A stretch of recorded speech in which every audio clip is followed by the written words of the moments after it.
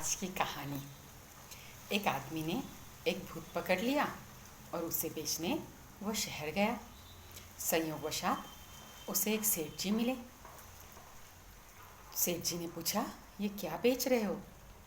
उसने कहा, सेठ जी ये बहुत काम की चीज़ है, ये एक भूत है और इस भूत से आप जितनी मर्जी चाहे काम करवा लो, ये कर देगा। सेठ जी की क्यूरियोसिटी बढ़ती है कि अरे वाह, ऐसा है। और सेठ जी का कारोबार भी बहुत लंबा चौड़ा होता है, बड़ा होता है, विलायत तक फैला होता है। तो सेठ जी सोचते हैं कितनी अच्छी बात है।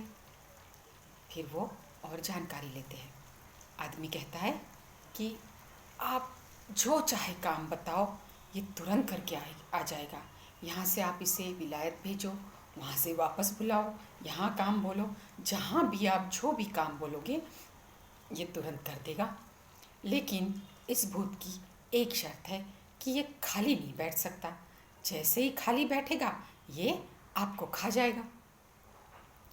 तो सेठ जी सोचते हैं मेरा तो बहुत कारोबार है, तो सवाल ही नहीं कि मैं इस भूत को खाली बैठने दूँ।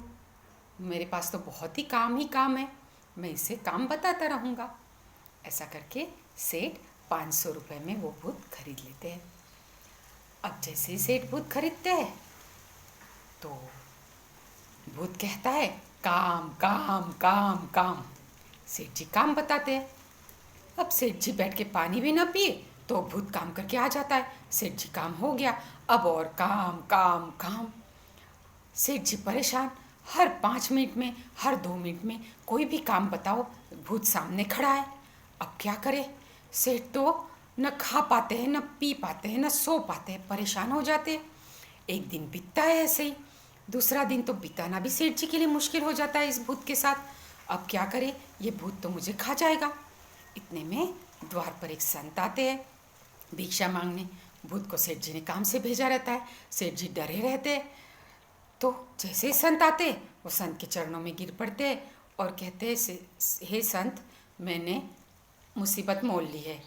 एक भूत ऐसे मैंने लिया और वो भूत बस पूछता रहता है काम काम काम। जैसे ही फ्री होता है उसको कुछ ना कुछ काम चाहिए रहता है और मैं सारा दिन क्या काम बताऊँ उसको, मेरी तो कुछ भी समझ में नहीं आ रहा। संत कहते हैं कोई बात नहीं, अभी भूत आएगा ना। उतने में भूत तो सामने खड़ा हो जाता है, सेठ जी से पूछता है काम काम काम। संत कहते हैं इसे कहो कि बाहर जो जगह है वहाँ पे एक बाम्बू गाड़ दे। सेठ जी कहते हैं कि उससे क्या होगा? तो संत कहते हैं पहले कहो तो सही भूत से। भूत से कहते हैं जाओ जाओ, बाहर एक बाम्बू गाड़ दो। अब वो बाम्बू गाड़ देता है। सेठ जी अब संत सेठ जी से कहते हैं कि अब इस भूत से जब काम करवाना हो करवाओ, जब काम ना हो तब उससे कहना कि इस बाम्बू पे चढ़े उतरे। ये उसका काम। अब सेठ जी की को शांति मिलती है। जब भी काम होता है सेठ जी उससे काम करवाते हैं और जब काम नहीं होता तो भूत से कहते हैं कि तू बाम्बू से चढ़ उतर, बाम्बू पर चढ़ उतर। ऐसे आराम से वक्त बीतता जाता है। ये भूत कौन है? ये भूत हमारा मन है। जैसे ही मन खाली होता है हमको ही खाने को दौड़ता है। जैसे ही खाली पड़े कुछ ना कुछ ऐसा करता है कि हमें खा जाता है। इसलिए मन को खाली नहीं पड़ने देना चाहिए। अब बाम्बू क्या है? बाम्बू हमारी सांसें हैं और उस सांस पे हम लोग जब अपने मन को कृष्ण नाम से, भगवत नाम पे चढ़ाते उतारते हैं, जब भी मन फ्री हो तो भगवत नाम के साथ सांस लेनी चाहिए। चढ़ना उतरना, यही सांसों पे भगवत नाम जब आता जाएगा तो बाम्बू पे वो चढ़ता जाएगा, उतरता जाएगा और ऐसे हमारा मन खाली नहीं रहेगा और हमको खाने को नहीं दौड़ेगा। इसलिए हर सांस पर जब भी मन से काम लेना हो मन से काम ले लो और जैसे ही खाली बैठो हर सांस पे भगवत नाम का सुमिरन होते रहना चाहिए। इससे हमारे कर्म कटते हैं।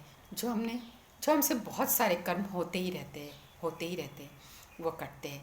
श्री महाप्रभु जी ने हमें श्री कृष्ण शरणम मम यह मंत्र दिया है।